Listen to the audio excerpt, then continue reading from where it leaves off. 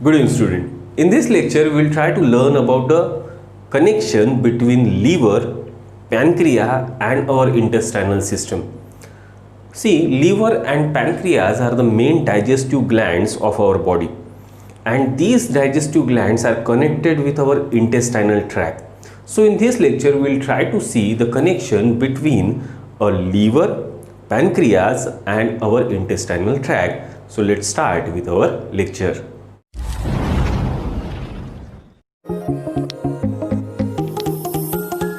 Now we have already seen that liver is roughly triangular in shape, which is situated on the right side of abdomen just below the right dome of diaphragm.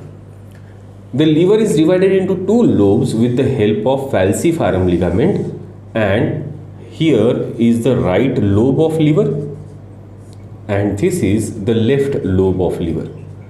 Liver also have two lobes, that are caudate lobe and quadrate lobe, which are a part of right lobe. Now, the structural and functional unit of the liver is a hepatic lobule, which is roughly hexagonal in shape and which will have a central vein. To this central vein, the hepatocytes are arranged like a cord. We have already seen this structure in the last lecture. So this, at each corner of the hepatic lobule, there are the three structures which forms a triad. These three structures are hepatic artery, a tributary of portal vein, and a bile ductule. This bile ductule will receive the duct from bile canaliculi. This bile ductule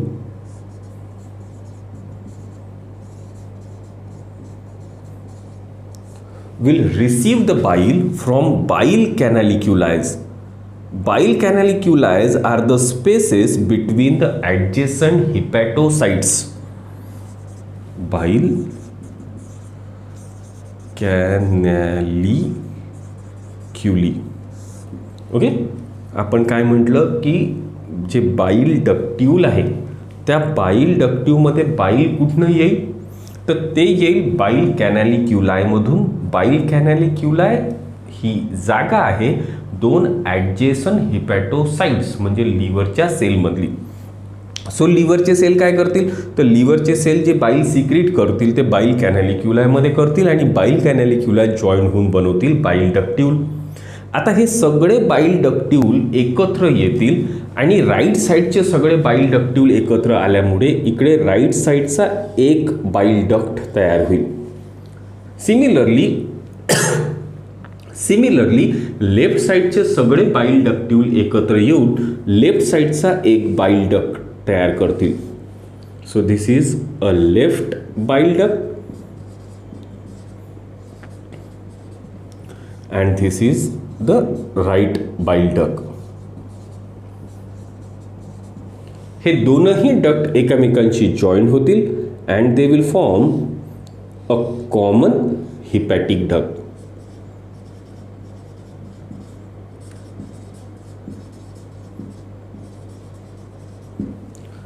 This common hepatic duct will get joined with the cystic duct of gallbladder. Right lobeच्या खाली, on the inferior side of right lobe, there is a sac-like structure which is called as gallbladder. याची जी length असेल ती 8 सेंटीमीटरची असेल आणि with जी असेल ती 2 सेंटीमीटरची असेल. एक सॅक, एक ब्लाइंड पाउच सारखा स्ट्रक्चर आहे ज्याला आपण म्हणतो gall bladder. So this gall bladder will have its duct which is called as cystic duct. हा जो डक्ट आहे बाईल गॉल ब्लॅडरचा याला आपण म्हणतो cystic duct. Cystic duct is a duct through which gall bladder empties and fills. Cystic डकच तो duct आहे ज्याच्या साह्याने गॉल ब्लॅडर स्वतःचं सिक्रेशन एम्प्टी पण करते आणि याला रिफिल करण्यासाठी पण सिस्टिक डक्टच मदत करते. So this cystic duct will get joined with the hepatic duct to form a common bile duct. So this structure is called as common bile duct. आता हा जो डक्ट आहे कॉमन बाइल डक्ट, आता जे पण बाईल राईट साईडनी येईल किंवा जे पण बाईल लेफ्ट साईडनी तयार होऊन येईल हे पहिले जाऊन टेम्पररीली स्टोअर होऊन जाईल गॉल ब्लॅडरमध्ये. गॉल ब्लॅडरचं काम काय, तर गॉल ब्लॅडरचं काम आहे टू स्टोअर बाईल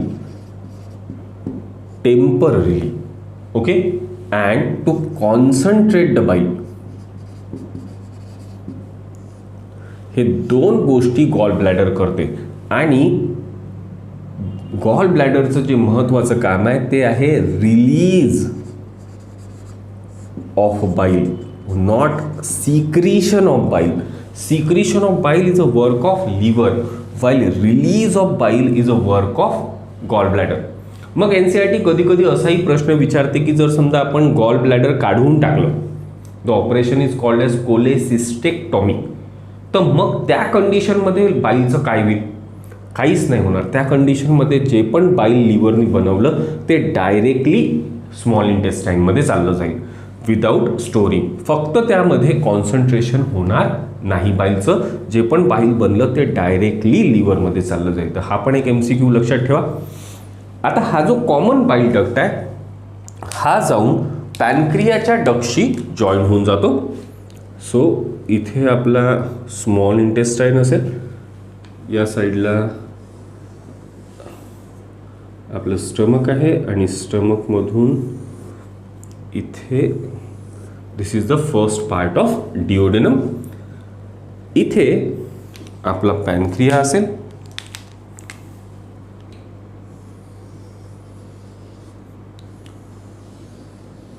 पॅनक्रियाचं स्ट्रक्चर आपण नेक्स्ट लेक्चरमध्ये डिटेलमध्ये पाहू. या पॅनक्रियापासून एक डक्ट निघेल, the main pancreatic duct. This main pancreatic duct is called as duct of,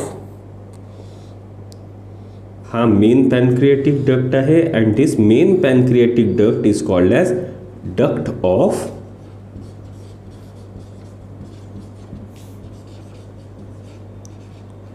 Wilson. Okay, so या डक्ट ऑफ विल्सन सोबत हा कॉमन बाईल डक्ट जॉईन होऊन जाईल. जिथे हा कॉमन बाईल डक्ट या डक्ट ऑफ विल्सन सोबत जॉईन होईल तिथे एक स्पिंक्टर असेल. This sphincter is called as sphincter of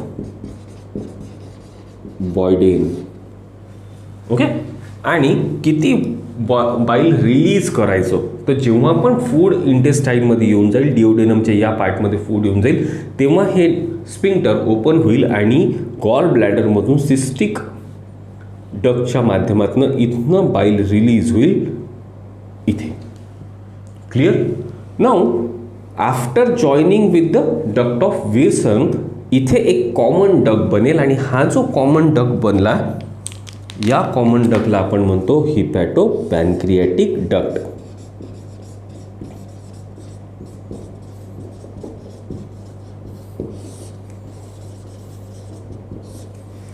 Clear? So it is hepatopancreatic duct which get opens into the second part of duodenum which we have already seen. इथे जेव्हा हा duct या डिओडेनमच्या पार्टमध्ये ओपन होईल तेव्हा हा एरिया थोडासा रेज्ड झालेला असेल and this raised area is called as hepatopancreatic ampulla. Okay, or it is also called as ampulla of Vater. So these are the two main MCQs. आणि इथे पण आपल्याला एक स्पिंक्टर भेटेल which guards this opening and this sphincter is called as sphincter of OD. So to summarise, जे काही बाईल liver तयार करेल तर सगळं बाईल लिव्हरच्या सेल्सनी तयार केलं.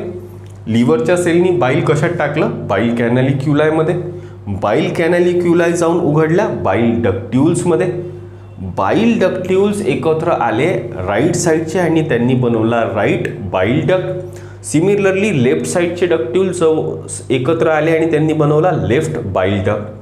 आता दोनही साईडचे डक्ट एकत्र आले आणि त्यांनी बनवला कॉमन हिपॅटिक डक्ट. हा कॉमन हिपॅटिक डक्ट जॉईन झाला सिस्टिक डक्ट सोबत. सिस्टिक डक्ट गॉल ब्लॅडरचा डक्ट आहे, जो गॉल ब्लॅडरला एम्प्टी पण करतो आणि रिफिल पण करतो. सिस्टिक डक्ट आणि कॉमन बाईल डक्ट एकत्र येऊन जो डक्ट बनला याला आपण म्हटलं कॉमन बाईल डक्ट. हा कॉमन बाईल डक्ट जाऊन जॉईन झाला डक्ट ऑफ पॅनक्रिया सोबत. जिथे हा जॉईन झाला तिथे आहे आपलं स्पिंक्टर ऑफ बॉयडेन. आणि जो कॉमन डक्ट बनला बाईल डक्टचा आणि पॅनक्रियाटिक डक्टचा, या डक्टला आपण म्हटलं हिपॅटो पॅनक्रियाटिक डक्ट. हा hepatopancreatic duct second part of डिओडेनममध्ये जाऊन उघडला. उघडतांचा एरिया थोडासा रेज्ड होता, त्या एरियाला आपण म्हटलं ॲम्प्युला ऑफ वार्टर किंवा हिपॅटो पॅनक्रियाटिक ॲम्प्युला. आणि इथे पण एक स्पिंक्टर आहे, ज्या स्पिंक्टरला आपण म्हटलं sphincter of OD. So to summarise, all the bile which is secreted by the hepatocyte will first get drained into bile canaliculi. Then bile canaliculi will secrete the bile into bile ductule. All the bile ductule will get joined together and form right and left bile ducts respectively. This right and left bile duct will join together to form a common hepatic duct. Common hepatic duct will get joined with the cystic duct of gallbladder to form common bile duct. This common bile duct will get joined with the duct of pancreas to form hepatopancreatic duct, which opens into second part of duodenum. NCERT नी कितीतरी वेळा या ॲनाटॉमीवर प्रश्न विचारले आहे. ही anatomy पूर्ण रट्टा मारून ठेवावी लागते की कोणते डक्ट एकत्र येऊन कोणता डक्ट बनतो आणि प्रत्येक डक्ट जिथे ओपन होत आहे तिथे कोणत्या प्रकारचं स्पिंक्टर आहे आणि त्या स्पिंक्टरच्या नावांवर NCERTनी बरेच वेळा प्रश्न विचारलेले आहेत. दुसरी महत्त्वाची गोष्ट की बाईल सिक्रिशन हे काम लिव्हरचं आहे, पण बाईल रिलीज करणं हे काम गॉल ब्लॅडरचं आहे. तर गॉल ब्लॅडर महत्त्वाचे कोणते कामं करतो? तर रिलीज करतो बाईलला. ते रिलीज करण्याच्या आधी गॉल ब्लॅडर टेम्पररीली बाईल स्टोअर करून ठेवतो आणि बाईलचं कॉन्सन्ट्रेशन पण गॉल ब्लॅडर करतो. गॉल ब्लॅडर काढून टाकलं त्या ऑपरेशनला आपण म्हणतो कोलेसिस्टेक्टॉमी. आणि कोलेसिस्टेक्टॉमी केल्यानंतर बाईलचं काय होईल? तर बाईल जे सिक्रीट झालं लिव्हरमधून ते टेम्पररी गॉल ब्लॅडरमध्ये स्टोअर होणार नाही, ते डायरेक्टली स्मॉल इंटेस्टाईनमध्ये ओपन होऊन जाईल. Clear for this thing? Now in the next lecture will try to see the functions of liver. Thank you.